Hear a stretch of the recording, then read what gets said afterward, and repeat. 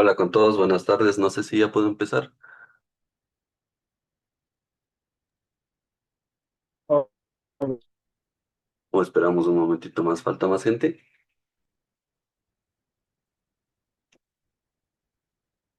no, ya puedes empezar. Ah, ya, chévere. Bueno, buenas tardes con todos, chicos. Qué gusto estar aquí. Hoy vamos a abordar un nuevo tema junto con la plataforma Meducators. Entonces, vamos a empezar ya. Bueno, mi nombre es Marlon Buenaños. Soy médico graduado de la Universidad Central del Ecuador. Hice mi internado rotativo en el Hospital Docente de Calderón y mi año rural en el Centro de Salud Tipo A, en una comunidad de Pastaza llamada Pacayacuyá. Entonces, vamos a empezar a hablar acerca de suturas quirúrgicas. Bueno, para hablar de suturas quirúrgicas, más que nada quiero que se lleven de que esta es una clase que en ningún pensum, ninguna malla curricular está establecida para que aprendan ya.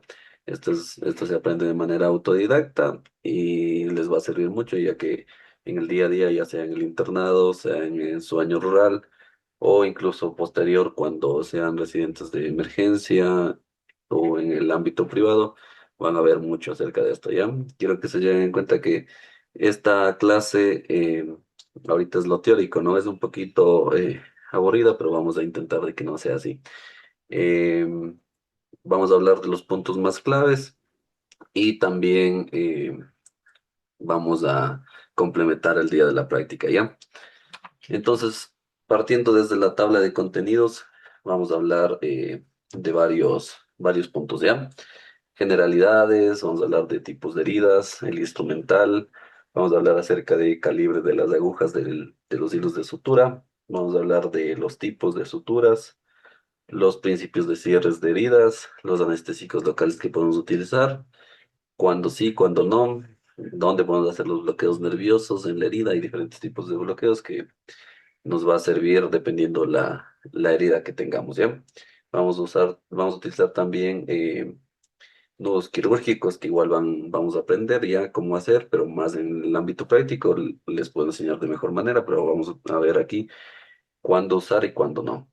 Y las ventajas y desventajas, y los puntos de cierre de heridas, cuidados de las heridas y también algo que me pareció súper interesante que conozcan es la profilaxis antibiótica que debemos hablar en cada tipo de heridas, ¿ya?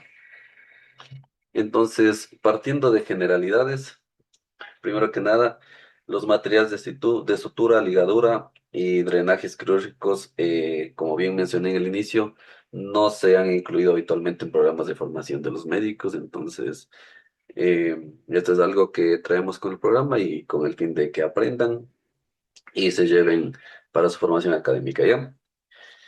Entonces, a la derecha he colocado una imagen en la cual se ve puntos de sutura en una herida que normalmente sería la más adecuada o simple, pero en la realidad hay heridas que son mucho más traumáticas y que son de más difícil manejo, ¿ya? Pero partiendo de las generalidades, vamos a empezar a hablar primero qué es una sutura. La sutura como tal se llama todo el procedimiento en el cual nosotros vamos a unir los extremos de una herida, ¿ya? A través de una sutura, a través de un hilo, llamémoslo así, ¿ya? Entonces, la sutura como tal viene englobada todo el paquetito que viene, tanto la aguja, el hilo de sutura que está compuesto y la acción de realizar la aproximación de los, de los vértices de la herida, ¿ya? Ligadura como tal, el cierre por estrangulamiento de una estructura anatómica, lazo, lazada y nudo, en sí el lazo como un bucle al cruzar dos extremos de un hilo y lazada o seminudo al hacer pasar uno de los extremos del hilo por dentro de un lazo y el nudo pues dos o más lazadas con un hilo de sutura. Entonces, teniendo en cuenta los conceptos claves de qué es una sutura, partamos hablando de la clasificación de las heridas. Entonces, las clasificaciones de las heridas, hay varios tipos de clasificaciones que nosotros debemos dominar. Más que nada, para que identificamos, o sea, nosotros podamos identificar qué tipo de agente fue el que causó el tipo de herida, ¿ya? Y cómo sería el manejo adecuado. Y según si nosotros determinamos cuál fue el objeto que causó el traumatismo, podamos darnos cuenta que a simple vista pueden haber eh, más componentes afectados debajo solo de lo que la vista nos proporciona. Ya pueden haber debajo compromiso nervioso, compromiso vascular que sea sin sangrado. Entonces, todo eso vamos a hablar según la clasificación de las heridas, ¿ya? Según el aspecto de las heridas, pues puede ser una herida con un objeto contuso, que está en sí es un objeto contuso, lo llamamos a un objeto que no tiene un borde que sea puntiagudo ni que sea filoso, sino un borde que sea romo, ¿ya? Una herida según un objeto cortante, ya sea un objeto que tenga algún filo que obviamente pueda cortar, eh, valga la redundancia, la piel, ¿ya? Un objeto que sea mixto, ya sea contuso o cortante, tanto este proporcione un golpe, un impacto, pero también puede producir un corte. Un objeto punzante que no tiene netamente estas características de producir un traumatismo por golpe, tampoco puede cortar fácilmente, pero sí tiene un borde el cual puede ser, puede clavarse en la piel ya. Entonces punzante, ya sea un arma blanca, ya sea un destornillador, ya sea cualquier objeto que pueda introducirse. También una herida ya sea por atracción, que esta en sí es por un aplastamiento, ya sea de un segmento corporal, ya sea una extremidad, en el caso de que, no sé, a veces les pasan unas motos por encima, la llanta de la moto, del carro, en accidentes de tránsito. Entonces esas llamaríamos como heridas por atracción. Por abulsión, arrancamiento o amputación, entonces, estas serían las más características en una mordedura de perro, las más típicas, ¿no? Que podemos ver. Que esta sería, por ejemplo, un ejemplo clásico, pérdidas de falanges, o también pérdidas de tejido en colgajo, ¿ya? Y a colgajo, como mencioné recién, es en cambio tangencial a la piel. Esta va a estar unida a una parte de la piel, pero el vértice va a estar totalmente desprendido del mismo, ¿ya? Según el mecanismo de acción, puede ser por arma blanca, por arma de fuego, por objeto contuso, por mordedura de animal, por agente químico o por agente térmico también puede ser, ¿ya? Entonces aquí tenemos unas imágenes muy visuales, como pueden ver, que puede ser por amputación, en este caso, las falanges distales, tanto el medio, del dedo medio y del dedo anular están comprometidos, puede ser por abulsión, en el caso de desprendimiento, puede ser por aplastamiento, si se dan cuenta, cómo aquí se puede determinar todo el tejido por aplastamiento, que puede comprometer todos los tejidos que son subdérmicos, ya sea punzante, en el caso de que obviamente tengamos un tipo de objeto que tenga esta característica, por abrasión, en el caso de, de que haya una superficie la cual se quede con el tejido con pérdida de sustancia, podemos llamar por abrasión. Si se dan cuenta en la imagen, hay pérdida del tejido de la capa más superficial. Por laceración, en este caso se dan cuenta cómo es la herida característica por una laceración.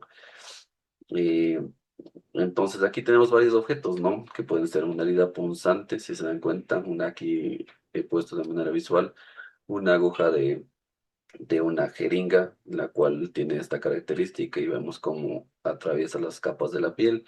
Una hoja cortante o herida cortante que puede ser como en el caso de esta herida, en forma de V son las características de este tipo de heridas y se abre en forma de rombo característico de las heridas, ¿ya? Una herida contusa puede ser con un martillo, si se dan cuenta, como hay pérdida de tejido, entonces, siempre la característica es, a veces solo es el golpe, pero a veces sí llega a abrirse totalmente por la fuerza del mismo y y nos deja esta herida en la cual es un poco más difícil, digamos, suturar una herida de estas características, suturar una herida que tenga unos bordes muy regulares, ya como la herida cortante. Y una herida erosiva, ya sea aquí puesto de objeto un rayador en el cual Como pueden ver, hay pérdida de sustancia de la piel, en la cual obviamente esta puede sangrar, pero dependiendo de los casos puede requerir o no suturas, ¿ya? Aquí tenemos otro tipo de clasificación, ya sea por compromiso de otras estructuras cutáneas, ya sean simples o complicadas. Las simples, pues llamémoslo así, a una herida que tenga tranquilamente un borde regular en la cual no haya pérdida de tejido, no haya compromiso vascular ni nervioso. Y llamémosla complicada o compleja, una que sí tenga compromiso de vasos, nervios, cartílagos o músculos, ¿ya? Según la pérdida de sustancia, hay heridas con pérdida de sustancia y sin pérdida de sustancia. En esta herida de aquí vemos que no hay pérdida de sustancia, más que nada solo es causada, esta vez una imagen de cuando yo tenía inicio de visión rural, que fue causada por un machete, entonces los bordes, como es un objeto por una arma blanca y es tipo cortante, entonces se dan cuenta cómo son los bordes muy regulares, pero la herida que está acá sí tiene pérdida de sustancia y esto en cambio fue por un objeto que fue causado por un objeto cortante, pero también hubo un arrancamiento y hubo pérdida de sustancia de la mano de esta niña, ¿ya? Según si penetra o no en alguna cavidad o compartimento, pues puede ser no penetrante o puede ser penetrante, ya sea en la cavidad torácica, abdominal o a nivel cervical, ¿ya? Y según el grado de contaminación, hablemos de que hay heridas limpias y sucias, ¿ya? Esto a nivel más básico, porque hablamos de heridas solo para suturas. Entonces tenemos heridas limpias, que estas son menos de 6 horas de evolución, con mínimo daño tisular, y estas no van a ser penetrantes, como les mencioné, cuáles son las penetrantes hace un momento. Y sucias, pues las que ha pasado más de 6 horas de evolución, y estas sí pueden ser penetrantes o con un mayor daño del tejido. Entonces, esto es lo más, digamos, simple para una sutura, ya, porque obviamente tenemos otro tipo de heridas que se clasifica ya a nivel quirúrgico, hablemoslo así, que esas ya son mucho más amplias, ¿no? Pero con que se lleven el conocimiento de que una limpia y una sucia, dependiendo del daño tisular y el tiempo después de la herida, pues estamos bien, ¿ya? Luego pasamos a hablar acerca del instrumental. Entonces, en el instrumental, nosotros vamos a tener varios objetos que nos van a ayudar a la sutura, ¿ya? Partiendo, les he puesto esta imagen aquí para que sea más visual y puedan reconocer de manera adecuada cuáles son los diferentes tipos de instrumentos que vamos a utilizar, cuáles son las diferencias. Vamos a ir hablando un poquito de cada uno de ellos, ¿ya? Primero tenemos el portaagujas. Eh, en sí, como tal, hay diferentes tamaños, hay portaagujas que son de un menor calibre, más cortos, hay portaagujas que son con el mango más largo. Dependiendo del tipo de intervención, pues podemos utilizar uno u otro. Si es una intervención corta, podemos utilizar un portaagujas con mango más cortos. Si es una intervención mucho más grande, podemos utilizar uno más largo, que en la cual nos facilite un mayor agarre, dependiendo igual la tensión del tejido que estemos suturando, ¿ya? Entonces, este nos va a ayudar a sujetar la aguja. Principalmente aquí tenemos las dos partes que se introduce el dedo, siempre el dedo pulgar y introduciendo el dedo medio, ¿ya? Entonces, a veces se introduce también según las literaturas, cambia, se introduce el dedo medio, otros introducen el dedo anular, pero hay otro mecanismo también de maniobra del portaagujas, la cual es sin introducir los dedos. Requiere un poco más de adiestramiento, pero es la más adecuada, ya sea por la rotación de la muñeca que vamos a aprender en el taller, ¿ya? Entonces, en la parte, cuando abrimos el portaagujas, siempre lo característico de un portaagujas al abrirlo es que aquí tenemos un muelle dentro de las dos tenazas que tiene, tenemos un muelle el cual va a ayudar a sujeción, a una mayor sujeción de la aguja de la sutura, ¿ya? Eso es lo característico que tiene que siempre diferenciar. En el caso de que tal vez le proporcionen una Kelly, que puede confundirse mucho con un portaagujas, ¿ya? Luego tenemos la pinza de disección.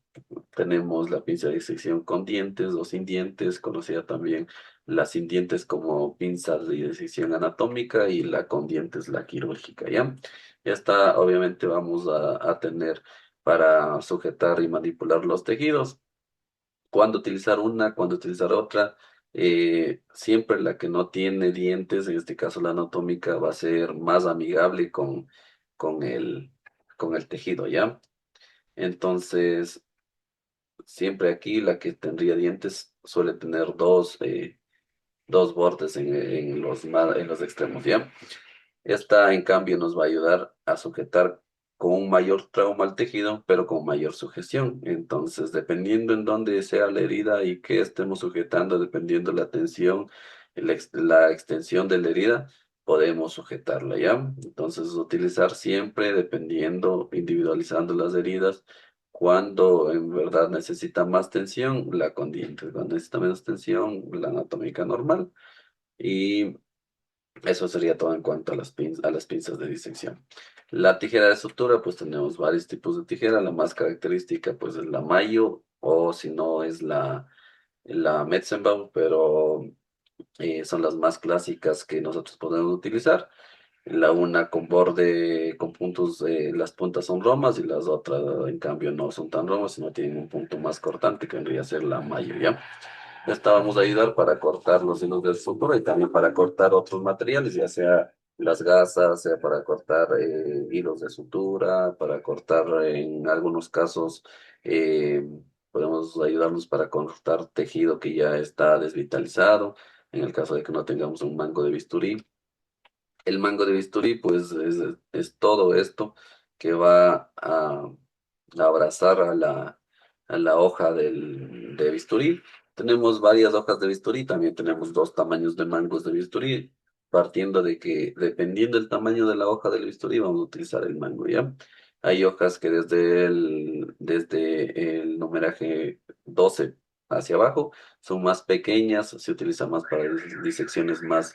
eh, digamos, más precisas, se caracteriza porque tienen el borde de la hoja que es ondulado, no es recto, y luego tenemos desde el número 12 hacia arriba ya hojas grandes como en este caso romas, que nos ayudan a diseccionar lo que van a ser tejidos de una extensión más grande, ¿ya? Luego tenemos la pinza hemostática o pinza mosquito que está en sí, podemos utilizar en el caso de que haya compromiso vascular al momento de la herida, o también se puede usar para sujetar campos, ¿ya? Campos que podemos utilizar al momento de que vayamos a suturar eh, una herida. Luego tenemos la aguja y hilo de sutura que viene en esta presentación, en este empaque característico. Y ya vamos a hablar más adelante qué significan todos estos números, cuáles son las presentaciones que vienen, cuándo utilizar, cuándo no. En sí, estas vienen siempre en un empaque, ¿ya? Y estas siempre tienen que estar cerradas, nunca van a utilizar una que esté abierta o desprendido el borde.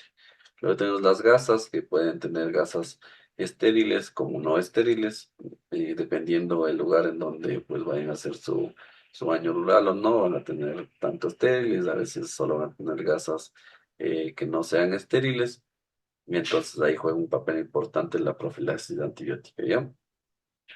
La solución antiséptica, puedes tener la clorexidina, que podemos usar como antisepsia, y vamos con esta a limpiar lo que viene a ser la herida, ¿ya? Siempre hay que evaluar una herida desde cómo llega, una herida que obviamente, aparte de que tenga presencia de sangrado activo o no, presencia de coágulos, a veces presencia de otro material, ya sea tierra, lodo, algún otro material que se haya impregnado al momento del traumatismo, pues debemos limpiarlo, ¿ya? Eso igual hablaremos más de cuando hablemos de asepsia y antisepsia de las heridas, ¿ya? Tenemos la jeringa que más utilizamos para anestésico local, dependiendo en dónde vayamos a utilizar el anestésico y qué cantidad, pues utilizaremos igual el calibre de la aguja y el tamaño del depósito de la jeringa, ¿ya? En cuanto a asepsia y antisepsia, pues asepsia conocido como la acción en la cual la acción que vamos a realizar para tener una ausencia de microorganismos que van a causar enfermedades, ¿no? Esta sería más como procedimientos que podemos hacer medidas. Entonces, con esta vamos a prevenir lo que es la contaminación de microorganismos en el medio, tanto en los materiales, también en la persona que nosotros vamos a realizar una acción. Entonces las medidas pues siempre va a ser lavado de manos, tanto clínico como quirúrgico, siempre respetando los momentos para el adecuado lavado de manos, el uso de las barreras protectoras, ya sea guantes, mascarillas, gorros, batas, si ustedes disponen. Esterilización de instrumentos y materiales, siempre debe estar esterilizado el material. Y aparte de eso, perdón, y aparte de eso, el mantenimiento del campo estéril, ¿ya?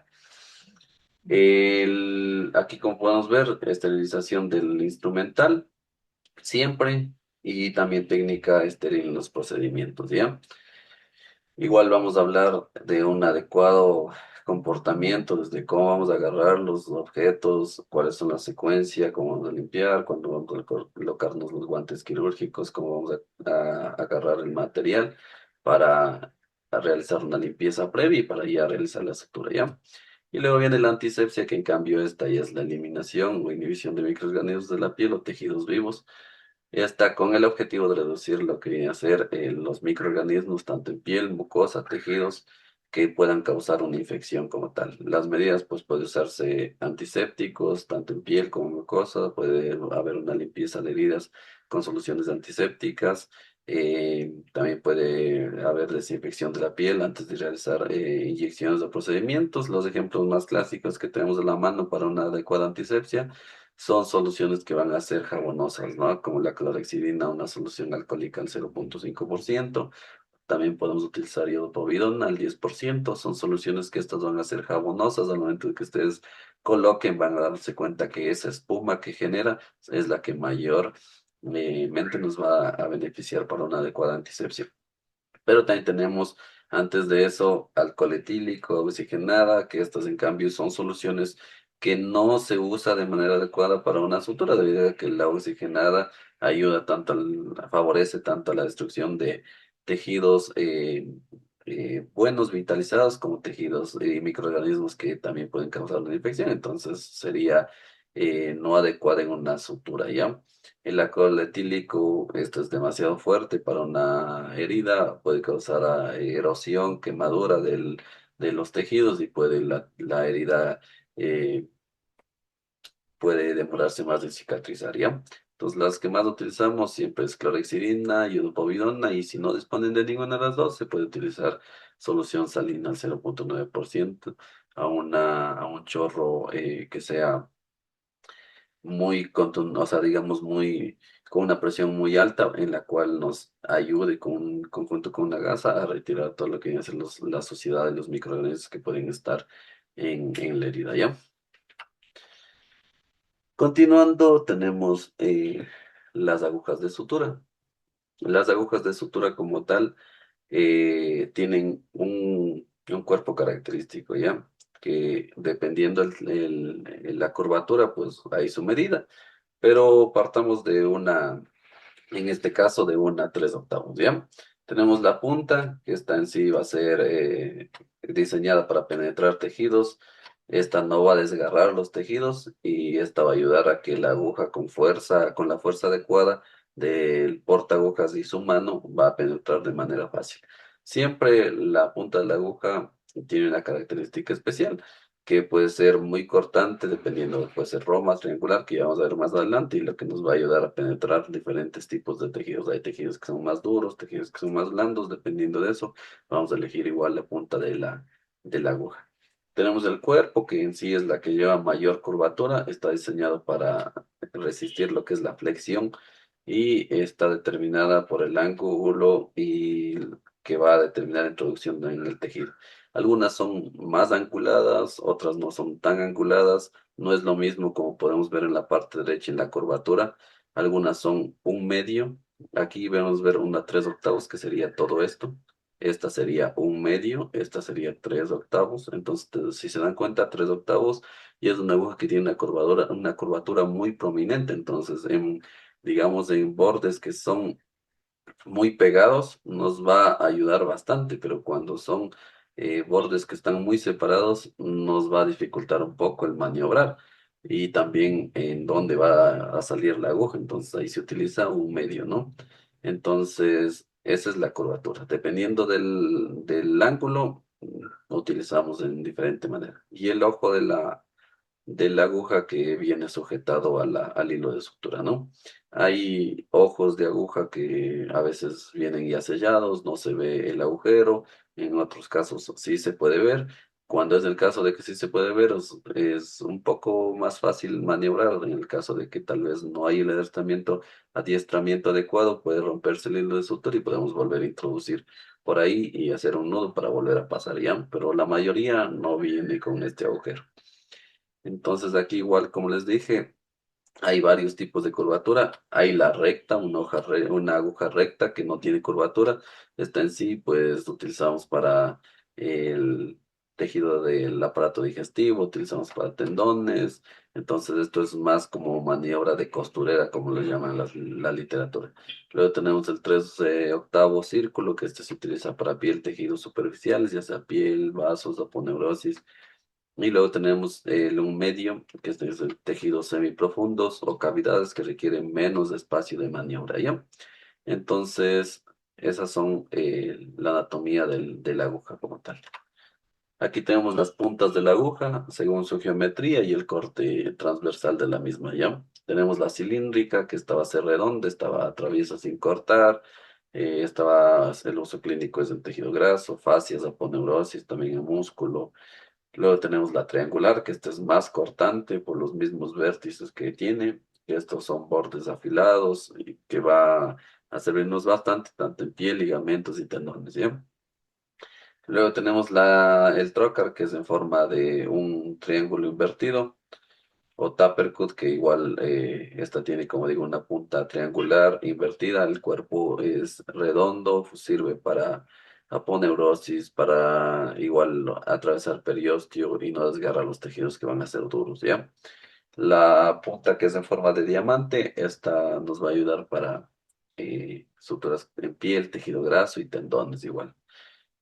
Tanto en tendones como la cortante y la diamante, ¿cuál sería la más adecuada para utilizar? La más adecuada sería la diamante, ¿ya? Porque la triangular o cortante sí suele, dependiendo del tendón, si está comprometido o no, sí suele causar un mayor traumatismo al momento de tensionar, hacer pasar toda la aguja y tensionar el hilo de la sutura. Luego tenemos la espatulada, que esta la verdad es demasiado rara de verla. Esta más se utiliza en cirugías oftalmológicas, ya sea para la córnea o la esclerótica. Los tipos de suturas según su material, pues vamos a clasificarlas según el comportamiento, la estructura y también el material del mismo, ¿ya? Según el comportamiento, para la absorción hay tanto absorbibles como no absorbibles, partiendo de que las absorbibles en sí son creadas de tejidos naturales y las no absorbibles de tejido muy sintético.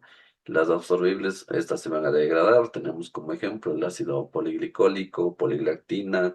También tenemos las no absorbibles, que en sí estas van a dar un soporte permanente hasta el momento en el que se vaya a retirar la sutura, pero tiene un cierto tiempo igual de duración, ¿ya? Porque cuando ya pasa su tiempo en el cual, digamos, su tiempo de vida útil, ya empieza a causar igual desprendimiento de los bordes y hasta puede causar una infección. Entonces, esa es la diferencia, ¿no? Estas pueden ser seda, nylon, el prolen o poliéster, que también se puede utilizar. Las más utilizadas, seda, nylon, prolen también sí se utiliza, dependiendo de las cirugías, estas ya más invasivas.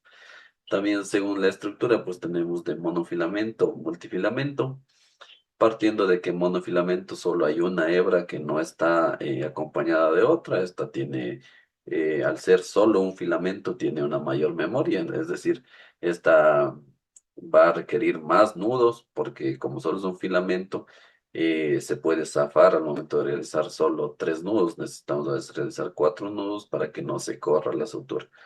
Esta tiene menos capilaridad, es decir, tiene menos riesgo de infección, es decir, la capilaridad hablando de la propiedad de cómo se comporta la sutura, si puede atravesar o no a través del hilo sustancias.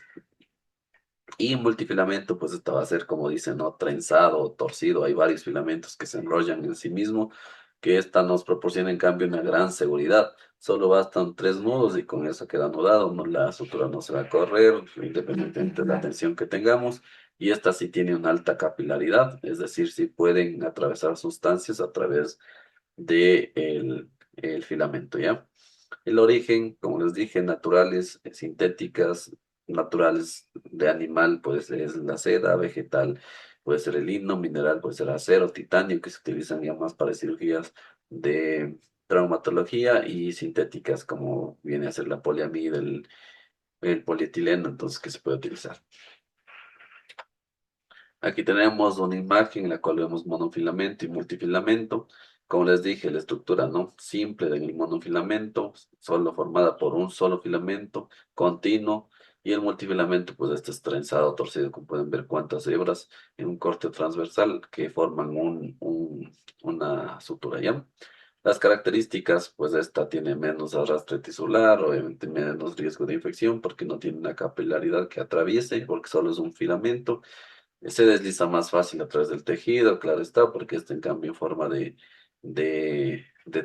trenzado que tenemos es más difícil que pase sobre tejidos. Es un manejo más fácil, menos nudos que quedan menos voluminosos.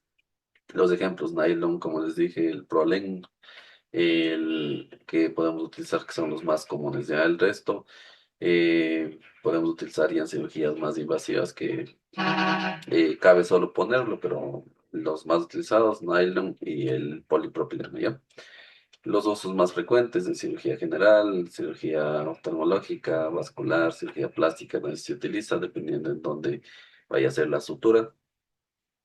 Y el monofilamento, en cambio, esta tiene mayor resistencia de tracción debido a que tiene más hebras, tienen un mejor manejo y seguridad del nudo. Claro que queda un nudo más voluminoso, pero es más seguro. Tiene mayor arrastre tisular debido a la misma consistencia que tiene. Tiene un mayor riesgo de infección debido a que hay multifilamentos. A veces puede haber sangrado que puede quedarse dentro del filamento, obviamente a nivel microscópico, o a veces microorganismos que pueden favorecer a lo que viene a ser una infección. Los ejemplos seda, poliglactina, ácido poliglicólico, poliéster, que igual se puede utilizar en cirugía general, ginecológica, que requiere bastante tensión, ortopédica también, y cirugía cardiovascular igual de soporte, ¿no? La característica igual y comparación rápida, igual la estructura, que una es un filamento, la otra es multifilamentosa, el arrastre tisular, una es menos, la otra es más. No es lo mismo que el arrastre tisular que requiera una sutura en el dorso de la mano a, digamos, una sutura con multifilamentos que podemos utilizar tranquilamente en un lugar donde sí tengamos bastante tensión, como el la rodilla, el codo, que siempre está en la piel al momento de flexionar, ejerciendo mayor tensión, ¿ya? La facilidad del manejo, el multifilamentoso es mucho más difícil que un solo filamento, ¿ya? Como tal, entre monofilamento, multifilamento, depende, como les dije, el tipo de tejido y la técnica quirúrgica y necesidades del paciente. Siempre en suturas, llévense que hay que individualizar a cada paciente. Aquí tenemos la biomecánica, como les dije, fuerza tensible, la que se puede ejercer y va a aguantar, obviamente, la sutura, la capilaridad, que es paso de fluidos a lo largo del hilo, tiene mayor capilaridad, mayor retención y arrastre de bacterias. La memoria, hay suturas. Claro, está monofilamento que al momento de sacarlos del empaque y tensarles un poco con las dos manos, adoptan esa memoria ya de una sutura recta. En cambio, la otra multifilamentosa, como viene enrollada ahí en el empaque, al momento de nosotros tensar, va a regresar de nuevo a su posición normal en forma de círculo ahí enrollado. Entonces, obviamente es más fácil maniobrar con una de monofilamento. La memoria, igual, como les digo. Esto es igual algo importante que deben llevarse. Aquí tenemos una ilustración en la cual tenemos una caja en la cual viene pues dentro la sutura, ¿no? Y aquí vienen varias nomenclaturas, la cual nosotros debemos saber leer, ¿ya? Partiendo de primero la forma de la aguja. La punta de la aguja, si se dan cuenta que es una redonda, puede ser una triangular, puede ser una romboide, eh, es una triangular invertida que también les mencioné con anterioridad, el calibre de la aguja que podemos utilizar, también viene el tamaño de la aguja, viene igual, aquí si es un medio, es 3/8, es aguja recta, y aquí les vienen los milímetros, ¿no? Dice redonda, 30 milímetros, un medio círculo, y viene la aguja con la forma de la punta. También tenemos el código comercial, el material de la sutura, aquí viene ácido poliglicólico, y aquí viene si es multifilamentosa, si es monofilamento, les viene si es sutura sintética absorbible o les viene si es una sutura obviamente no absorbible, ¿ya? También me viene el largo del hilo, 30 centímetros, otros pueden venir de 35 centímetros, 30 centímetros, eso ya depende del empaque y el número y el tipo de estructura que nosotros vayamos a elegir. Siempre tener en cuenta la fecha de expiración de la sutura, debido a que una sutura que ya esté caducada, pues no necesariamente va a perder su característica de estar estéril, sino más que nada el tejido, el material con el que está hecho la sutura, pues corre el riesgo, un alto riesgo de que se rompa al momento de que realicemos la sutura, o si no se rompe ahí con el tiempo, en la evolución de la herida, cuando nosotros estudiamos, pues va a correrse la ilusión. ¿Cómo saber qué tipo de sutura es? El numeraje, pues hay varios tipos que se utilizaban para el numeraje, pues hay el sistema antiguo que se contaba del 1 al 6, siendo el 1 más pequeño y el 6 el más grande, pero luego hay el sistema de las reglas del cero, que está mientras más ceros aumentemos, obviamente la sutura es más delgada, ¿no? Partiendo de que cero es una sutura gruesa y partiendo de ahí para arriba, que es una sutura mucho más gruesa. Y la más utilizada, tanto cero, dos ceros, tres ceros, la más utilizada a nivel ambulatorio, hasta un seis ceros, dependiendo el lugar de la herida, pues vamos a individualizar y ver qué tipo de numeraje podemos usar. Hasta incluso hay 11 ceros, ¿no? Aquí hay una comparativa de que el diámetro de un cabello en sí es 7 ceros y podemos llegar incluso a 11 ceros, ¿no? Que este es un tercio del grosor de un cabello humano. Y aquí les he puesto una imagen más que nada para comparación, que puedan ver qué tan delgada puede llegar a ser la sutura, ¿no? Que incluso esa ya sería de manejo con ayuda de un microscopio en cirugía, tanto para cirugías de oftalmológicas o neurocirugía. Luego tenemos el principio de cierre de heridas. Esto igual es importante que sepan. La cicatriz como tal consta de fases, ¿no? Cuatro fases características. La primera que es una fase de hemostasia, en la cual obviamente se forma el tapón plaquetario con toda su cascada de coagulación, en la cual obviamente va a llegar la migración de plaquetas y esta va a llegar a la zona lesional y vamos a formar una hemostasia como tal. Se pueden dar cuenta, la primera fase siempre va del día 1 hasta el día 3, que obviamente esta va a causar inflamación y todo, y va a llegar el punto de la hemostasia. Luego de eso viene una fase inflamatoria, en la cual migran células de defensa, generar la limpieza y desbridamiento que fagocitan de manera natural, ¿no? Entonces, este igual va desde el día 1 y esto puede extenderse con un pico máximo hasta el día 5 y va la inflamación disminuyendo, incluso hasta el día 13, 14, que ya no podemos ver inflamación, que esto se puede apoyar, claro, está de unos analgésicos, ¿ya? Para que disminuya la inflamación de la herida y ayude a una mejor cierre y cicatrización de la misma. Luego tenemos la fase de granulación, que esta es por proliferación de los fibroblastos. Esta va a ayudar a formar una nueva matriz y forma lo característico de tejido de granulación. Tejido en el que se ve, hay varias heridas que se puede lograr ver a nivel macroscópico, que en sí son como unos mini granitos, llamado tejido de granulación, que este va a crecer y cubrir todo lo que es el lecho de la herida y formar nuevo tejido a través de fibroblastos.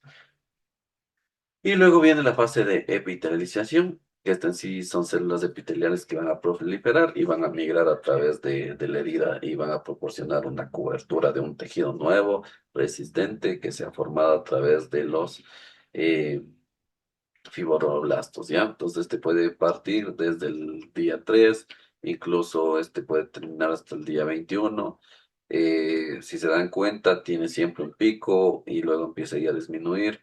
Entonces, en el proceso de cierre de heridas, cuando retirar puntos, O sea, el día exacto pues depende bastante del tejido que sea afectado, del grosor de la piel y también del proceso de cicatrización.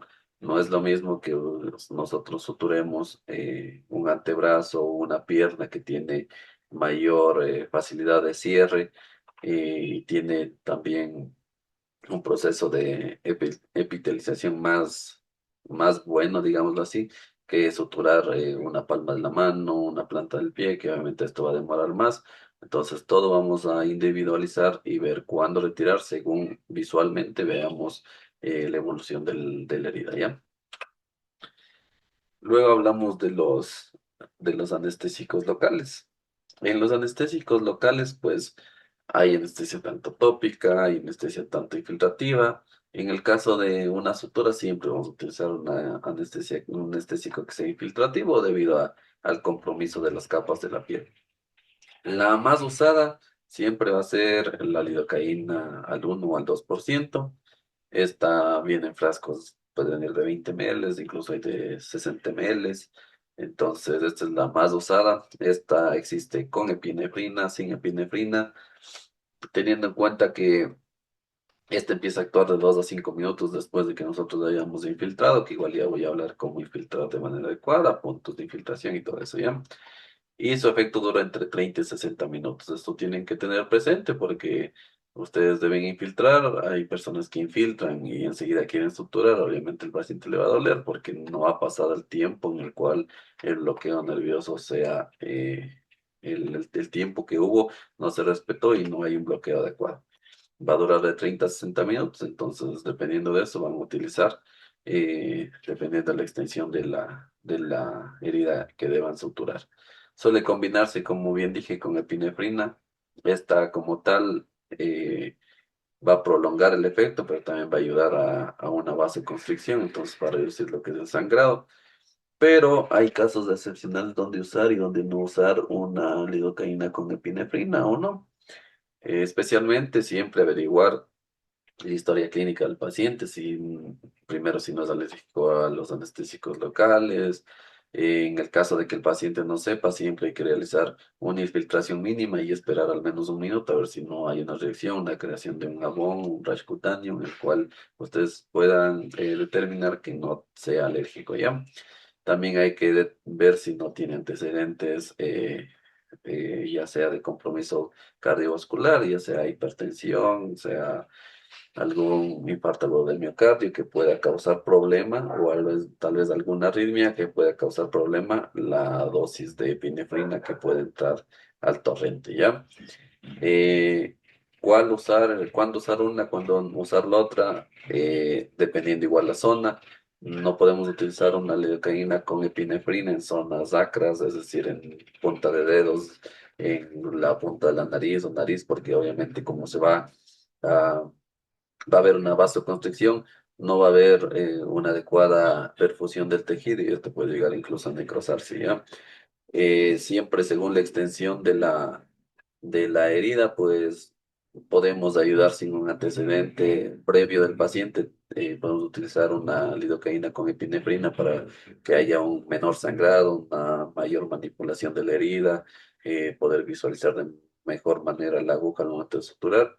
En cambio, la lidocaína como tal suele causar casos de vasodilatación, entonces al momento de infiltrar, la herida empieza a sangrar más y hay personas que se asustan porque al momento de infiltrar ven que empieza a sangrar más, entonces dicen, no, tal vez coloquen un vaso, todo siempre. Más adelante les voy a enseñar cómo hacer una adecuada infiltración, pero en sí la explicación detrás de todo esto es que la lidocaína tiene un efecto vasodilatador y es por eso que empieza a sangrar más al momento de colocar la infiltración y también por el traumatismo del ingreso de la aguja, ¿no? También tenemos otros anestésicos locales como la mepivacaína, que esta viene del 1 al 2%. Esta en sí utilizan algunos profesionales. No se tiene mucha accesibilidad en el ámbito público, pero esta sí ayuda a mejorar la visualización y todo al momento de la sutura, debido a que no es tan vasodilatadora que la lidocaína. Y puede reducir el sangrado también. Y luego tenemos la bupivacaína, que también sí se encuentra. La lidocaína y bupivacaína son más frecuentes que la mepivacaína. La bupivacaína hay en menos concentración de 0,25 a 0,5%. Esta va a tener un inicio más lento, es decir, dura más en hacer su efecto. La lidocaína, como dije, 2 a 5 minutos. La mepivacaína, esta puede ser de 5 minutos para adelante. Y la bupivacaína, esta sí debemos esperar al menos unos 10 minutos a que empiece a hacer efecto. Pero esta tiene también una larga duración, puede durar hasta 4 o 8 horas, dependiendo. Algunas personas lo utilizan incluso para el manejo del dolor por sutura, es decir, se suturó con bupivacaína, el paciente está con anestesia digamos, en la herida y esto también le va a ayudar como control del dolor post sutura, ¿no? Algunos incluso utilizan lidocaína, les infiltran, suturan y al momento de que pase el efecto les colocan bupivacaína, infiltraciones para un manejo adecuado del dolor, ¿no? Pero también se podría combinar, como siempre, con eh, analgésicos que quiten las molestias al paciente. Tenemos técnicas de bloqueo para suturar. Tenemos tanto infiltración directa, bloqueo regional o troncular. En sí, la infiltración directa, he colocado una imagen aquí en la cual pueden ver que este es el borde de la herida. Es una herida que ha sido con bordes regulares, puede ser con un objeto cortante. Y como pueden ver, la aguja ingresa con el anestésico y esta va a ser infiltración directa, ¿no? En el tejido. Eh, Esta se va a inyectar el anestésico de manera directa y también por debajo de los bordes de la herida. Es la más rápida y común para heridas pequeñas debido a que tiene un mayor efecto porque va a anestesiar dependiendo de la superficie que nosotros movamos la aguja en forma circular, no siempre va a actuar el anestésico en forma circular, entonces tiene una acción más rápida. Esta puede ser de manera de infiltración directa, esta en cambio ya es perilesional, no se ingresa directamente a la parte donde está la apertura de la herida, sino a los bordes adyacentes, también se puede infiltrar, pero para no causar un traumatismo, digamos una herida que igual empiece a sangrar, mejor sería colocarla intralesional como en la imagen de la izquierda comparada con la de la derecha, ¿ya? Luego tenemos un bloqueo regional o troncular que como pueden ver aquí tengo una imagen, más adelante tengo una imagen con de ramas nerviosas en las manos en donde podemos ver cómo hacer un bloqueo total de una rama troncular, pero aquí nosotros podemos ver que la aguja entra de manera perpendicular siempre a una cara lateral del dedo, ya en la cual siempre puede ser aquí, puede ser acá. Entonces en un lado se infiltra una cantidad adecuada y en otro lado otra cantidad igual adecuada. ¿Cómo saber? Porque igual es una pregunta que me van a decir. ¿Cómo saber cuánta cantidad de anestésico colocar? Y a veces ver si va a ser suficiente, no va a ser suficiente. Y ya vamos a verlo más adelante, ¿ya? Aquí tenemos otro tipo de infiltraciones. Tenemos un bloqueo digital, como ya les dije, para bloqueo de manos, pies. Y la infiltración angular o en abanico, aquí pueden ver la herida. Y la infiltración obviamente se ingresa desde solo un punto y se va moviendo la aguja a los lados sin hacer otros agujeros. Nada más se ingresa por uno y se desplaza la aguja hacia los costados. Es decir, vamos a ver aquí que tenemos la aguja en esta parte, entonces vamos a ingresar solo por esta parte, pero sin sacar la aguja vamos a dirigirnos para acá, vamos a dirigirnos para el centro y también para este costado. Esto nos va a ayudar a que hagamos un trauma menor y también menos pinchazos, ¿no? Que al paciente siempre le va a doler al momento de realizar el bloqueo. Luego tenemos una infiltración perilesional, que es como la que les mencioné hace un momento, alrededor de la herida, y siempre se realiza en forma recta, ¿ya? Digamos, aquí colocamos una en forma diagonal, esta cubre todo este espacio, y ahí va la segunda que va a bloquear todo el espacio, y la tercera y vamos cerrando en forma hexagonal, ¿ya? Para un bloqueo total. Y luego tenemos una infiltración lineal, que igual está En cambio, entra por debajo del tejido y va igual en línea recta. La diferencia entre esta y la angular es que esta sí requiere varios pinchazos intralesionales, es decir, no es lo mismo que la de arriba, que vamos a ingresar solo por un punto y vamos a mover la aguja en forma de abanico, sino que la última vamos a ingresar, vamos a anestesiar en forma recta, pero vamos a sacar y luego vamos a ir infiltrando en otros lugares, ¿no? Esta también se utiliza mucho, no solo en sutura, sino también se utiliza en colocación, bloqueo para colocación de implantes. La consideración y dosis máxima de la lidocaína como tal. La dosis más recomendada es según el peso del paciente. Para la sin epinefrina, el límite es 4 miligramos por kilogramo de peso y con epinefrina sería de 7 miligramos por kilogramo de peso. Traducido esto a ml sería 0,4 ml por kilogramo, ¿ya? Siempre ver la distancia de la herida, ver obviamente, no se, a veces se puede calcular por el peso, pero no es la cantidad suficiente, entonces siempre vamos a ver la cantidad de la herida, la extensión de la herida y vamos a ver si en verdad en cada infiltración vamos a infiltrar un ml. Si vemos una herida que es de unos 10 centímetros, no vamos a usar una jeringa de 3, necesariamente necesitaremos más anestésico, ¿no? Aquí tenemos una imagen muy didáctica de un artículo de Estados Unidos en la cual, de anestesiología, en la cual nos enseña las ramas de los bloqueos, tanto el del nervio mediano, el nervio radial y cubital, y dónde serían las zonas que podrían ayudar o favorecer a un adecuado bloqueo. Ya para un bloqueo troncular, pues siempre se podría colocar en los puntos azules y se bloquearía desde la falange más proximal hacia la distal todo el dedo, o si requieren desde una parte más superior, puede ser de la media para arriba, o solo si requieren la falange distal, pues colocar aquí para el bloqueo, ¿no? Siempre aspirando la aguja y ver que no estemos en contacto con algún vaso sanguíneo. Y también tenemos en el dorso de la mano los otros tipos de bloqueos que podemos utilizar en la parte de la región hipotenar y parte de la muñeca en donde se encuentra el radicúbito. También tenemos las ramas nerviosas, que también podría hacerse un bloqueo perpendicular a nivel de los nervios, ¿no?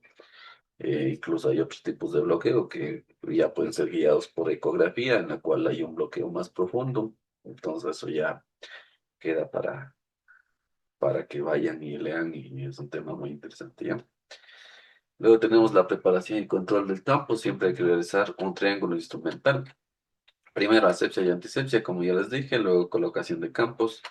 Y si no tenemos colocación de campos, pues también vamos a tener que aprender un manejo adecuado del hilo de sutura, porque no puede estar por ahí colgando el hilo y contaminándose. Entonces hay que tener un adecuado manejo del hilo si es que no tenemos un campo quirúrgico adecuado. Ya la infiltración con anestésico más característico la lidocaína, pero si dispone de los otros, pues ya sería a su elección.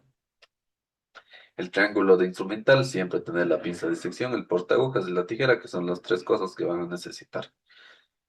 El manejo de sujeción de la aguja, siempre la sujeción de la aguja pues va a ser la aguja hacia arriba, la técnica correcta y no hacia abajo, ¿no? La toma de decisión en un ecosistema quirúrgico, cómo la sutura, cómo va a ser la elección y el diseño del tejido también cómo va a ser, vamos a elegir cuál sería la mejor decisión, ¿ya? Primero el tejido, vamos a ver si es superficial o profundo, vamos a ver eso, vamos a ver si el tejido es friable o es tejido duro. También esto va a definir la aguja, ¿no? Puede ser un 3/8 o puede ser un medio, dependiendo del tipo de tejido, ¿no? Puede ser cortante en la punta de la aguja o puede ser no cortante en forma circular o en forma incluso romboidal, que es menos cortante que la triangular. Entonces, dependiendo de eso, nosotros vamos a utilizar ya viendo primero cómo está el tejido. Luego de que vean todo eso, si es, por ejemplo, vamos a suturar la cara ya, entonces es un tejido obviamente superficial, que este va a ser un tejido friable, que aparte de eso, la aguja no necesita ser tan, de un ángulo tan prominente, entonces podemos utilizar ya sea un medio, ¿no? Y también si es cortante, ¿no? En el rostro siempre, como no hace mucha fuerza al momento de atravesar la aguja, pues vamos a utilizar una punta de sutura de aguja que no sea tan cortante para no causar una lesión y que no quede una cicatriz visible, ¿no? Eso en el caso de un ejemplo. La fisiología como tal, riesgo de infección, hay que ver si hay riesgo de infección, no siempre les va a llegar una sutura que haya ocurrido y recién llegue a sus manos, sino a veces puede haber heridas que se colocaron tal vez remedios caseros, tal vez se colocaron apósitos, lo que sea.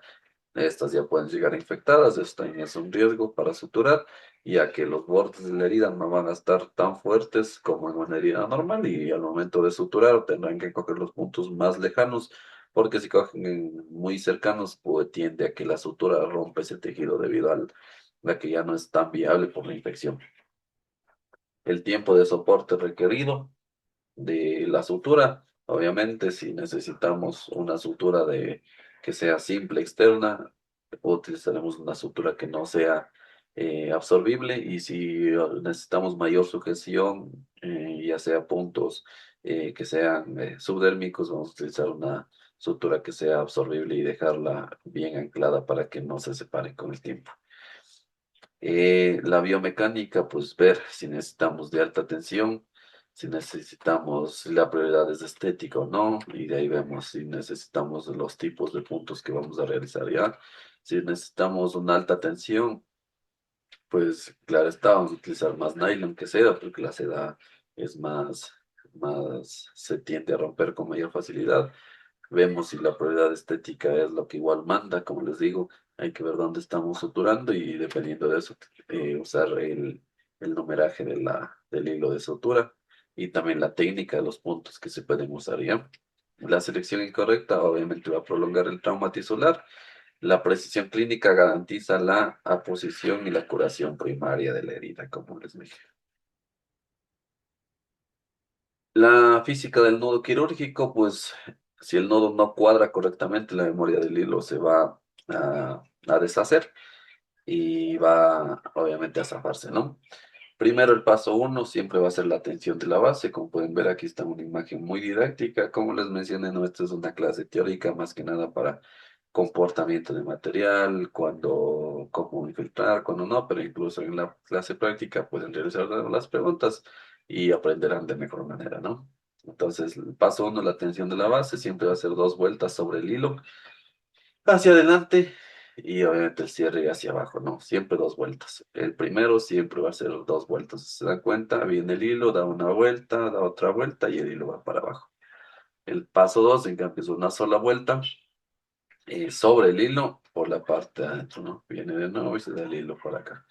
Y el otro, el encuadro cierre, en cambio, esta es una tracción que igual de nuevo vamos a hacer una de estas, pero con el portagujas de nuevo hacia arriba, como en la parte de acá pero sin dar dos vueltas, solo una, ¿no? Y así se va a formar el nodo de manera correcta. Siempre lo más importante es el cruzamiento de las manos y de los brazos. Al inicio siempre debe haber esa secuencia en la cual crucemos los brazos para que aprendan una adecuada anotación. Pero después ya con el tiempo, con la práctica, la autora siempre va a ser de práctica, vamos a entender que no hace falta ni siquiera cruzar las manos, sino solo mover las muñecas y queda eh, a nivel vistoso más chévere, ¿no? Entonces tenemos los puntos, primero el punto simple, ¿cuál sería la técnica? Entonces, dependiendo de la aguja, o esta es la ilustración, utilizamos una aguja recta, pero hagamos cuenta que esto es una curva, ¿ya? Entonces ingresamos en la herida, entonces la entrada, introducir la aguja, siempre vamos a introducir 1 centímetro del borde, es decir, aquí esta va a ser la herida, para acá siempre va a ser 1 centímetro y para acá siempre va a ser 1 centímetro. Entonces siempre la aguja va a entrar 1 centímetro de un lado y salir 1 centímetro del otro, ¿ya? Y vamos también a introducir 1 centímetro hacia adentro para que ustedes se den cuenta a veces introducen muy superficial y el otro lo introducen muy profundo, o a veces uno más ancho y el otro más corto. Entonces siempre 1 centímetro de ancho a cada lado y 1 centímetro de profundidad a cada lado, ¿ya? El trayecto siempre va a penetrar de lado a lado, como es una aguja que es en forma de la flechita, Entonces vamos a ingresar de esta manera. Aquí está la herida. Podemos tranquilamente ingresar de esta manera y sacar por aquí la aguja y de nuevo coger con el portagujas y volverle a introducir y sacar hacia acá. O tranquilamente, después cuando ya tengan práctica, pueden ingresar una sola. Entran e ingresan una sola vez y sienten dónde va a salir la punta de la aguja. Aquí tiende a bombarse el tejido, entonces sienten dónde va a salir y hace falta solo una vez introducir y ya sacan. Eso ya es cuestión de práctica, ¿no? Luego viene de eso el encuadre del nudo. Como ya entró, salió, ahora sí hay que hacer de nuevo el encuadre. Al inicio dos veces, como se dan cuenta, viene el hilo de acá, da una vuelta, de ahí va de nuevo acá, da la otra vuelta y aquí va acá. Y luego colocamos si se dan cuenta, aquí viene el hilo sobre el portagujas, este viene debajo del portagujas y se da la vuelta para que sean diferentes, ¿no? Si no, nunca se va a anudar el nudo. Entonces, el nudo uno, dos vueltas al portagujas hacia adelante y tira hacia abajo. El nudo 2 una vuelta por dentro del portagujas y tira hacia abajo con mayor tensión. Y el punto 3 sería igual al primero, pero solo una vuelta nada más. Dependiendo, ¿no? Ahí, como les dije hace un momento, hay multifilamentosa y monofilamentosa. Entonces, si es multifilamentosa, a veces requerirá una vuelta más porque tiende a zafarse el nudo. Luego tenemos otro punto, que en cambio este es el punto de Sarnov, o también llamado colchonero vertical. También tenemos el colchonero horizontal. La diferencia entre el colchonero horizontal y vertical radica en qué tipo de tejido vamos a usar y la tensión que requiramos, ¿no? Entonces, la regla de oro siempre va a ser lejos, lejos, cerca, cerca. Entonces, aquí les voy a dibujar ya. Entonces, siempre aquí tenemos la herida y siempre vamos a entrar lejos de la herida en esta parte de aquí y vamos a salir lejos igual. Si se dan cuenta que aquí queda tejido, aquí queda más de 1 centímetro, aquí puede quedar incluso 3 centímetros. Entonces, entramos lejos, damos la vuelta por acá, salimos lejos y volvemos a ingresar. Como el hilo está aquí, de nuevo volvemos a ingresar por acá por la mitad. Entonces entramos más cerca y salimos más cerca. Entonces quedaría por aquí. Entonces ingresamos por aquí, salimos lejos, de nuevo ingresamos cerca y salimos cerca. Y aquí quedan los dos cabos y aquí es donde podemos de nuevo anudar y se formaría eh, un nudo simple como en el que les acabé de explicar ya. Lo más importante siempre es aprenderse el nudo simple porque ahí van a aprender la forma de anudar. Y el resto pues solo se anuda, solo que cambia el trayecto de entrada, salida, nada más, ¿ya?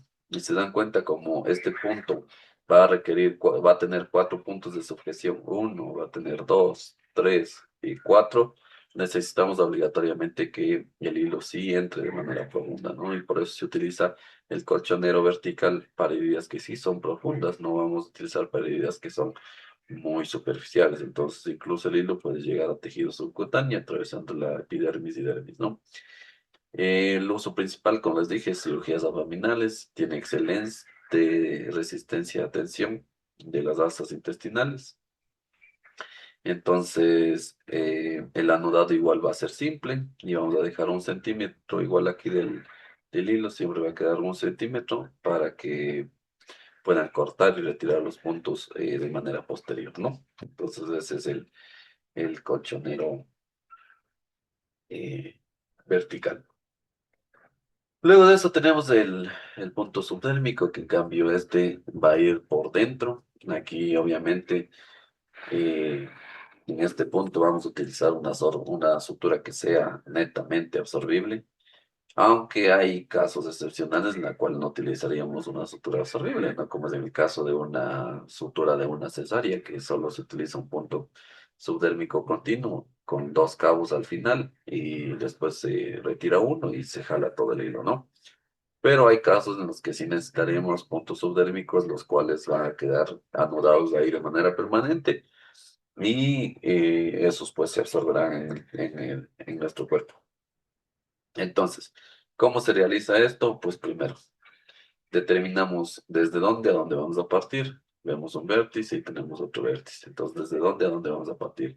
Podemos partir desde cualquier lado. Entonces, tenemos un lugar, vamos a partir siempre a 1 centímetro del vértice, siempre vamos a partir a 1 centímetro del vértice, vamos a ingresar en la aguja con el hilo y de aquí vamos a empezar a coger parte interna, ¿ya? No vamos a meter por la parte superficial, por aquí no, sino viene la aguja y cogemos el tejido por dentro en forma curvada. Entonces cogemos aquí, luego cogemos acá. Yo siempre les digo cuando les enseño que siempre debe cumplirse dentro del tejido como que nace. Ingresan por aquí, salen por acá, de ahí se van al otro borde, ingresan por aquí y salen por acá. Y aquí o bien pueden anudar o si no pueden seguir, van de nuevo acá y de nuevo acá y así como en el caso de la imagen, ¿no? Entonces, si quieren hacer continuos, siempre, ¿no? No anudan y continúan. Y al final termina un cabo que va a quedar más distal al inicio y el que quedó al inicio, ¿no? Y al final tensamos los dos lados y la sutura tiende a unirse los dos bordes. Y aquí anudamos, ¿no? Anudamos, ¿cómo anudamos aquí? Porque aquí no tenemos dos. Claro, esta no tenemos dos polos, ¿no? Para anular el uno con el otro. Solo debemos salir y debemos dejar un restante de hilo que nos quede como que, es decir, salimos de aquí y salimos de acá. Aquí no, pues, no ajustamos completamente y aquí cogemos un punto con este restante y le hacemos un nudo normal. Como digo, esto van a entender mejor en la clase práctica, pero lo menciono a nivel teórica, ¿no? Esto nos va a servir mucho en el caso de que sea una herida abierta de manera profunda. Incluso puede haber por aquí un vaso que esté sangrando que tocará tal vez en el peor de los casos clampear con una mosquito o con una Kelly para que deje de sangrar, incluso deberán dar una puntada en el vaso para que deje de sangrar. Eh, si no hay compromiso vascular ni compromiso de nervioso, pues netamente solo es porque si ustedes realizan una sutura superficial y dejan el fondo sin suturar, va a formarse un tercer espacio y hay el riesgo de que la sangre se coleccione en esa parte, que se haga infección y después o ustedes suturen con puntos superficiales y la sangre empiece a salir, hay un hematoma y edema y después va a tocar de nuevo abrir porque no se suturó y no se aproximó los bordes más internos, el cual nos permite que no se forme un tercer espacio, ¿ya? Entonces, esto sería el nudo, el subdérmico, ¿ya? Luego de eso tenemos igual la fase del anclaje, ¿no? Que es una técnica igual del continuo, pero como anclar. Entonces, si se dan cuenta, viene un cabo de este lado, de esta parte de acá, viene un cabo acá y sale el otro acá, ¿no? Entonces, ¿cómo anclar? Hay varias formas, como les dije. Esto se puede tensar. Dejan un cabo acá y esto anudan con el otro de acá, sin tensar mucho este. Y acá lo mismo, ¿no? Pero aquí me van a decir, pero ¿cómo este ya metí y cómo anudo?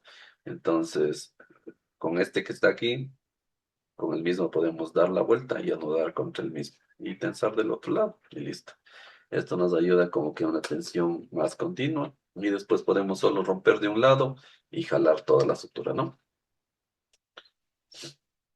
En cuanto a los nudos quirúrgicos, esto a modo más informático, ¿no? O sea, que aprendan cuándo usar y cuándo no, porque esto sí es muy visual, esto es el día en que les enseñemos, pues pueden grabarnos, porque esto sí es muy visual, requiere mucha práctica, no a través de las diapositivas, pues no van a aprender, pero sí es importante saber cuándo usar y cuándo no usar, ¿ya? Entonces, nos va a servir principalmente los nudos para aproximación de los tejidos, ya que van a unir capas musculares, fascias, tejido celular subcutáneo, piel, y esto va a favorecer obviamente la cicatrización porque funcionaría como una sutura. La diferencia de uso de un nudo y una sutura dependiendo el ambiente, primeramente. No es lo mismo que en la rural, en un lugar que sea urbano, a un lugar rural. Nunca van a tener a veces el acceso a un autoclave para que esterilicen sus pinzas ni nada. Entonces, Les va a tocar poner sus pinzas de formol, a veces lavar con alcohol, pero saben que no van a estar estériles totalmente.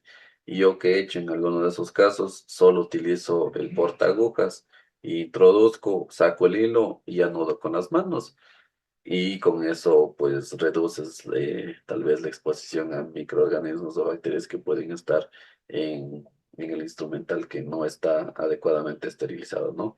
Y también se utiliza, pues, los nudos quirúrgicos al momento de ligar vasos, ya sea una cirugía vascular, también utilizas al momento de una cirugía ginecológica, al momento de tensar fascias que tienen mucha resistencia.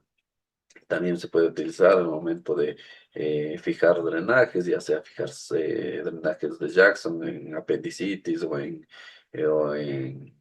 digamos, de colelitiasis. Entonces, a veces pones el drenaje y debes obviamente anudar fijándole a la piel.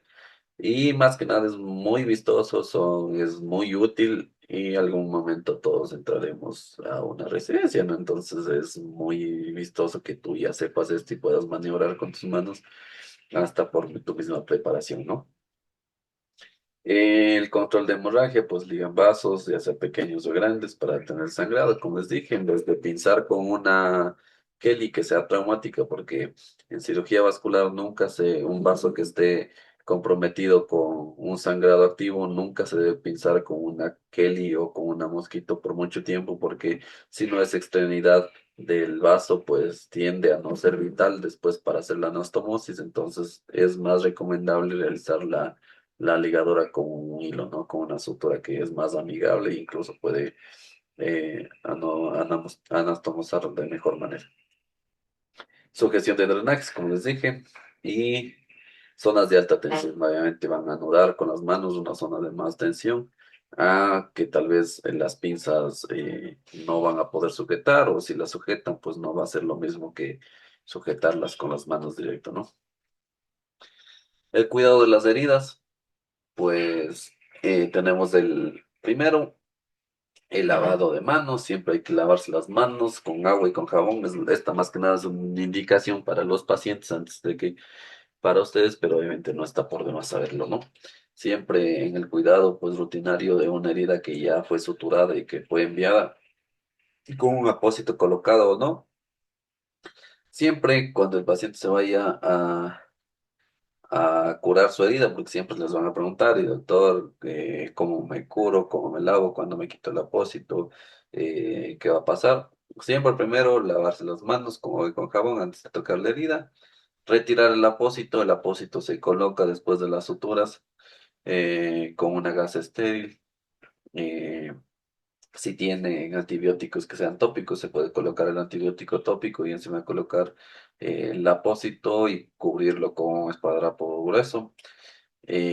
La recomendación siempre no dejar el apósito más de 24 horas debido a que como causa humedad puede causar incluso maceración de los tejidos y pueden los nudos, la sutura puede atender, como la piel estaba muy humectada, los hilos de sutura, los nudos pueden tender a romper el tejido y se puede zafar el punto, ¿no? Entonces siempre retirar después de 24 horas y que la herida esté cubierta. Siempre si está pegada al apósito, pues se puede utilizar, ¿no? A veces gasas vaselinadas para que no se pegue, pero lo recomendable es que la herida esté seca, entonces no se utiliza.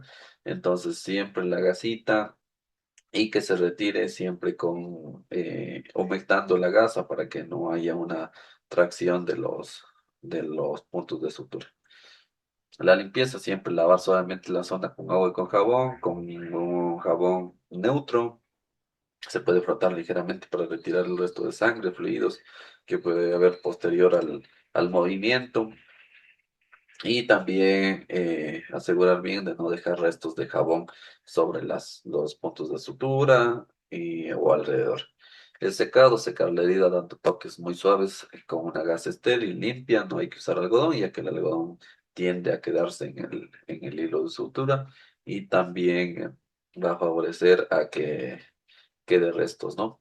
Y desinfectar y proteger, siempre aplicar antisépticos como clorexidina, povidona yodada, en el caso de que vaya a estar expuesta la herida a algún tipo de de fluido. El tiempo de retiro de la sutura, siempre, como les dije, vamos a individualizar al paciente dependiendo de la localización de la sutura. No es lo mismo, pero un momento, no es lo mismo,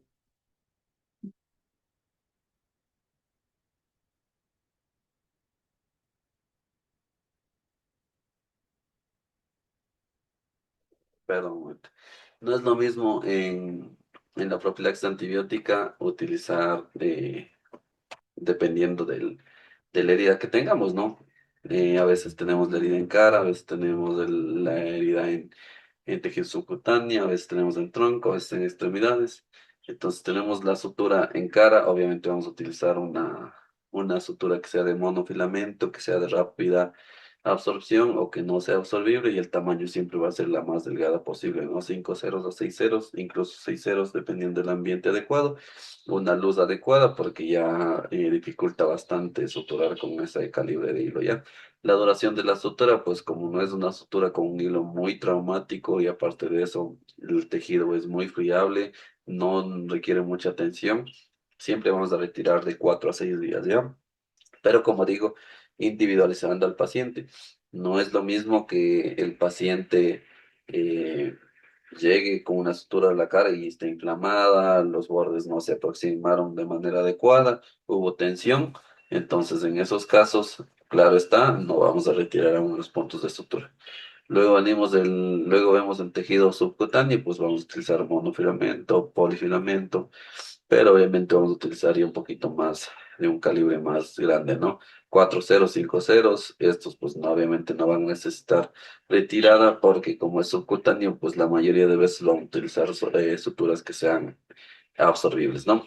En el tronco, pues obviamente no puede, hay que utilizar suturas que igual no vayan a ser absorbibles y la duración, el numeraje puede ser 4 ceros, 5 ceros, y hay que igual retirar de 7 a 10 días, y en las extremidades igual no vamos a utilizar absorbible, y vamos a utilizar de 4 ceros a 5 ceros, aunque incluso yo he utilizado en extremidades hasta 3 ceros, ¿ya? Vamos en extremidades superiores, pues de 7 a 8 días, zonas sometidas a importante tensión de 10 a 14 días, ya sea zonas de pliegues, zonas de articulaciones que sean prominentes, ya sea rodillas, codos, vamos a dejar por 14, de 10 a 14 días, ¿ya? El área suturada, pues, y el tiempo de retiro. Si es párpado, pues obviamente vamos a usar de 2 a 4 ceros. Si es cara, de 4 a 6, cuello de 5 a 7 días. El tronco igual y la mano igual, cuero cabelludo incluso se deja más tiempo, igual que extremidades, y sobre una articulación incluso se puede llegar a dejar hasta 21 días. En el caso de utilizar una sutura en párpados, lo recomendable, dependiendo de si no hay compromiso ocular, si no hay ninguna alteración, lo que debemos hacer es suturar con el hilo con un hilo más delgado que tengamos y una sutura que sea continua.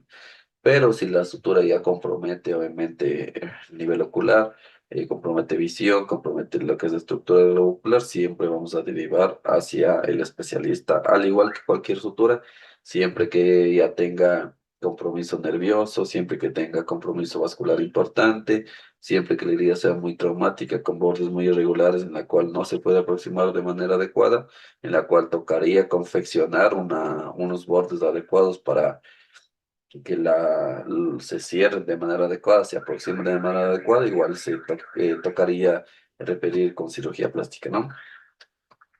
La profilaxis antibiótica, pues hay que ver y saber primero los microorganismos más importantes según la superficie de contacto y la situación que el paciente está viviendo, ¿no? Eh, Esto fue importante y lo nombro porque yo en el caso de que hice la rural en la Amazonía, pues la mayoría de veces se lastiman con los arpones para pescar, a veces y tienen contacto, a veces tienen mordeduras de rayas, entonces son heridas que son traumáticas, que requieren sutura, pero tuvieron contacto con agua dulce.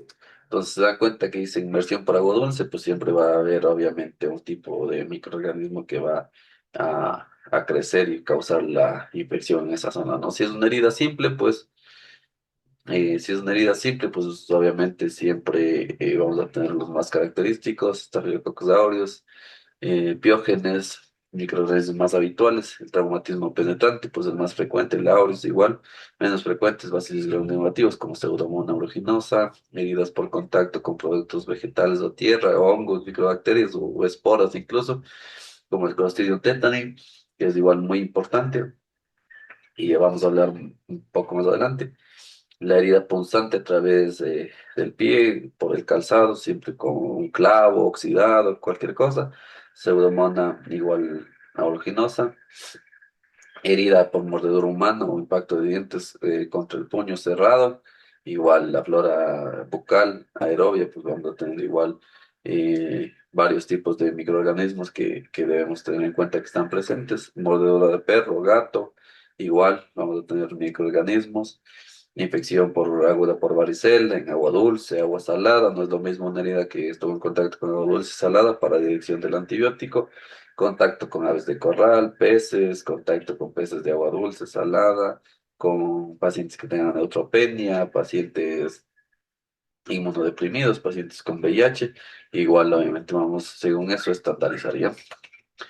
Los antibióticos tópicos, pues obviamente vamos a usar y pueden ser eficaces para prevenir la infección en heridas no complicadas, en heridas que no sean complicadas, que precisen sutura, quemaduras de primer grado, úlceras de cualquier etiología. También favorecen a la repitalización, facilitan la retirada de puntos de sutura, evitan la adhesión del apósito a la herida. Como ya les dije, que pueden colocar un, un antibiótico después de la sutura y luego cubrir con el apósito, preferible antes que los antisépticos para cuidado general. La duración se puede usar de 3 a 5 días. Y la profilaxis de antibióticos orales, pues esta sí, la mayoría de pacientes no requieren el uso de antibióticos orales profilácticos, excepto si hay riesgo de infección de herida y se sitúa en torno al 3%, ¿ya? La profilaxis está indicada siempre en situaciones con mayor riesgo de infección. Entonces, heridas que sean muy sucias, dependiendo del paciente, si el paciente es inmunocomprometido, si tiene hay enfermedad arterial periférica, pacientes portadores con material protésico, diabetes mellitus, con mal control, enfermedad renal crónica, malnutrición, uso de crónico de corticoides, quimioterapia, obesidad, siempre van a necesitar profilaxis antibiótica vía oral. Herida que afectan los tejidos habitualmente estériles, ya sean tendones, articulaciones, huesos, igual siempre, fracturas subyacentes, eh, punción que afectan a los tejidos profundos, también afectación tisular que requieren desbridamiento por mordedura de mamífero, como ya sea gatos o humanos, también áreas profundas o que sea difícil de conseguir una adecuada limpieza, también vamos a utilizar la profilaxis, herida por cartílago de la oreja, cara, dedos, y también vamos a utilizar en otros traumatismos, como en la cavidad oral, heridas profundas que atraviesan mucosa, piel, ya sean causadas por impacto contra puño, contra el puño cerrado. Y la duración siempre va a ser de 3 a 5 días, igual dependiendo del tipo eh, de herida que nosotros tengamos, ¿ya? Las opciones terapéuticas para la fase tópica, pues siempre vamos a usar mopirocina, se puede usar cada 3 veces al día o 2 veces al día, una pomada al 2% se puede colocar sobre la herida, también se puede colocar ácido fosídico, bacitracina, también se puede colocar neomicina, combinación de bacitracina más neomicina, las más importantes que pueden usar tal vez porque ácido fosídico sería más caso para casos irritativos.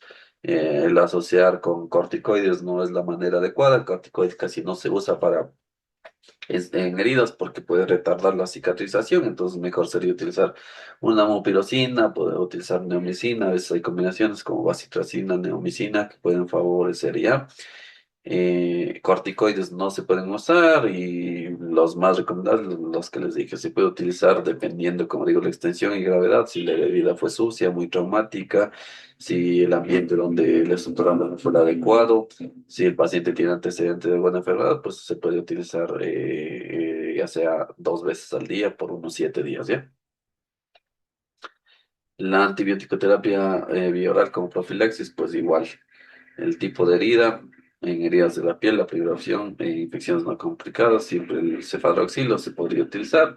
En cavidad bucal o mordeduras, ya sea mordedura de perro, de gato, se puede utilizar amoxicilina más ácido clavulánico, no amoxicilina sola, porque tienen menos cobertura. Heridas de planta de pie, como pseudomonas, se puede utilizar también ciprofloxacino. Alérgicos a beta-lactámicos, se puede usar clindamicina por cada 6 horas, se puede dar por 5 días. También se puede utilizar ciprofloxacino, 500 miligramos, se puede utilizar cada 12 horas, cada 8 horas, dependiendo de cómo vean el cuadro. También se puede utilizar trimethoprim sulfamethoxazol. Hay presentaciones que vienen de 800 y 160. Se puede utilizar 2 veces al día. Incluso yo he mandado por 14 días. Eh, un paciente que me llegó por una herida que requirió sutura, que era por una picadora de raya, que no era una sutura de unos 5 centímetros, pero supuraba la herida, no se curaba incluso con el antibiótico que le mandé fue cefalexina, pues no supuraba. Porque eso tienen que tener en cuenta, era en contacto con agua dulce, entonces obviamente tenía otro agente, se le mandó trimetoprim sulfa por 960 miligramos cada 12 horas por unos 14 días, 10 días se secó, se cicatrizó y todo bien. Sospecha de igual el Staphylococcus aureus meticilin resistente, pues se puede utilizar clindamicina igual cada 6 horas, ciprofloxacin o trimethoprim. Y otras opciones, ya sea la más utilizada como profilaxis, pues amoxicilina más aciclabelánica, que están dosis pediátricas, pero se puede usar tranquilamente la dosis máxima, ¿no? Separadoxilo, clindamicina puede usarse de 300, ciprofloxacino de 500, igual levofloxacino, trimethoprim igual 960, dependiendo, individualizando al paciente, cuál fue la agente, siempre partiendo desde la escala de antibióticos, de la que cobre menos porque hablamos de profilaxis, no hablamos de una infección como tal, desde la más baja hacia la más alta, ¿no? Según el espectro de cobertura. En profilaxis antitetánica, pues herida tetánica, tetanigénica, pues hablamos de heridas que pueden causar tétanos, heridas o quemaduras con importante tejido desvitalizado, heridas punzantes, que ha habido contacto con el suelo o estiércol, herida contaminada con cuerpo extraño, ya sea fractura con herida, mordeduras, congelación, heridas que requieran intervención quirúrgica y que se retrasen más de 6 horas o riesgo de contaminación, heridas con riesgo de contener esporas, heridas sobre zonas desvitalizadas, lesiones cutáneas crónicas que si resultan contaminadas con esporas, heridas en pacientes con sepsis, pues son heridas que tienen riesgo de contraer tétano, ¿no? ¿Cuál sería la profilaxis antitetánica? Y según el esquema vacunal, pues depende si hay herida limpia o heridas tetanigénicas. Si es una herida limpia y un paciente no es vacunado o tiene menos de 3 dosis o hay una situación desconocida, pues se da una dosis y hay que completar la vacunación. De 3 a 4 dosis, una dosis de vacuna. Y si han pasado más de 10 años desde la última dosis, igual se coloca y más de 5 dosis, pues en el caso de que no se coloca nada, ¿no? Heridas técnicas, pues una dosis de vacuna, también se puede utilizar la inmunoglobulina antitetánica en el lugar anatómico diferente, hay que completar la vacunación. También se coloca una vacuna si han pasado más de 5 años desde la última dosis, la inmunoglobulina antitetánica, si hay alto riesgo de tener tétanos, ¿no? Y la vacuna no es necesaria, hay que valorar una dosis, si ha pasado más de 10 años desde la última dosis su herida, y también hay alto riesgo. Y la inmunoglobulina tetánica, esta pues hay que usarla si es una herida tetanigénica de alto riesgo, ¿no? Para terminar, estas son suturas las que recuperé porque no tengo el otro teléfono, pero las más características que les pueden llegar, ¿no? Miren esta sutura que llegó, una herida contaminada, pasó más de 6 horas que se había realizado con un machete, eh, no hubo compromiso de estructural, ni de tendones, ni ligamentos, tampoco de vasos, y tampoco compromiso nervioso. Si se dan cuenta es una herida recta, pero en esta parte de aquí tiene una herida de colgajo, que esto hay que saber coger un punto de colgajo en 3 puntos, porque los colgajos tienden a necrosarse si se les deja solo así. Entonces, este es el resultado final que se cogió. Se aproximó, se da cuenta, y aquí se cogió un punto triple para unir el colegio, para que tenga vitalidad. Esta de acá, pues es la que les puse igual al inicio, es una niña que se había cortado, se había caído sobre una motosierra, hubo pérdida de sustancia. Aparte de eso, la mamá le colocó sal, le había colocado otros compuestos caseros que habían infectado la herida, hubo más pérdida de sustancia, miren cómo llegó, eh, cómo hubo que deoridar toda esta zona, hubo que limpiar. Al momento de suturar, obviamente era más difícil porque tocaba coger puntos más lejanos al vértice porque todo esto estaba macerado, estos bordes eran ya no vitales y si les colocaba ahí el punto de sutura pues se iba a romper el tejido, ¿no? Hubo que aproximar, también aquí es un reto anestesiar en los niños, siempre en los niños los bloqueos pues hay que ser de manera más precisa y adecuada porque no van, ellos siempre van a tener el umbral del dolor más alto o siempre hay el hecho de que estén los llantos y todo. El que sutura siempre debe estar en calma, bien posicionado, cómodo, lo que más pueda. Y hay que limpiar todo esto ya, anestesiar y todo. Aquí se anestesió desde intralesional para los lados. Y miren cómo quedó en la parte de acá. Como no vino rápido, obviamente el tejido ya estaba protruido, estaba prominente, tocó mandarle, imaginarle todo y coger unos puntos de sutura, los cuales nos van a ayudar como que a una mejor tensión se dan cuenta lejos y eso no se corrió los puntos y una buena profilaxis antibiótica. En este caso, como era una herida contaminada, se colocó las inmunizaciones y aparte de eso se mandó profilaxis con trimethoprim sulfamethoxazole. Y acá tenemos una herida de narices, se pueden ver, de toda la parte que es superficial al, al tabique nasal. No vemos compromiso de óseo. A la maniobra bimanual no había lateralización del, del tabique nasal, entonces no era estructural, le había caído una rama, mencionó, pero bueno, era una herida, como pueden darse cuenta, contusa que provocó esto. Estas son causadas por cortantes, contuso cortantes, y esta solo contusa por el golpe de un árbol. Entonces, como pueden ver, se coleccionaba toda la sangre por los costados, entonces, ¿qué tocaba hacer? Hacer un adecuado lavado y aproximación de los heridos con una adecuada limpieza. Y el bloqueo se hizo igual, en este caso no se hizo intralesional porque en una lidocaína sin epinefrina porque puede llegar a necrosar, sino se hizo un bloqueo a nivel perilesional a los lados, la cual ayudó para la sutura y al final se colocó con sutura 5 ceros y se aproximó a los bordes y con eso pues eh, ayudando a que no quede una cicatriz fea, ¿no? Eso sería todo, muchachos, en cuanto a la charla de suturas. Como les dije, el día de la práctica pueden preguntar y también pueden aprender de mejor manera, pero ahorita esto es más teórico porque todo este tema de las suturas es más visual y práctico, ¿no? Entonces, si tienen alguna pregunta para que me la hagan saber en este momento y para poder responderla ya.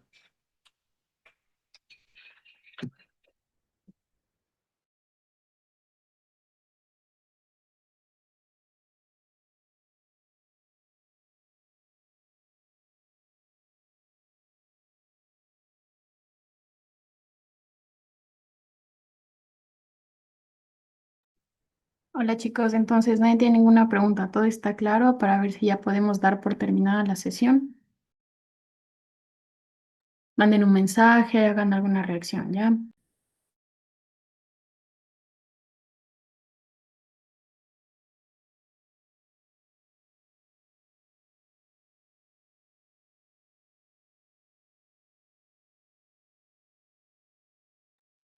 Ya chicos, chévere, muchísimas gracias. Entonces nos veremos en el taller presencial, ¿ya? Gracias Ya, chicos, cuídense. ya, chicos, entonces cualquier duda, cualquier cosa, averigüen, lean. Si quieren preguntarme alguna cosita, nos vemos igual en el taller práctico. Ya saben que tienen que tener toda la apertura y confianza y pues se les resuelve la duda ya y también ahí pues les enseño muchos más puntos que los que se nombra aquí. No les puse los más complejos porque claro está, no se va a entender de manera visual, pero ahí tendremos todo el día para estar practicando los nudos y enseñándolos de manera individual. Entonces eso sería todo, chicos. Muchas gracias por su atención y espero que hayan aprendido.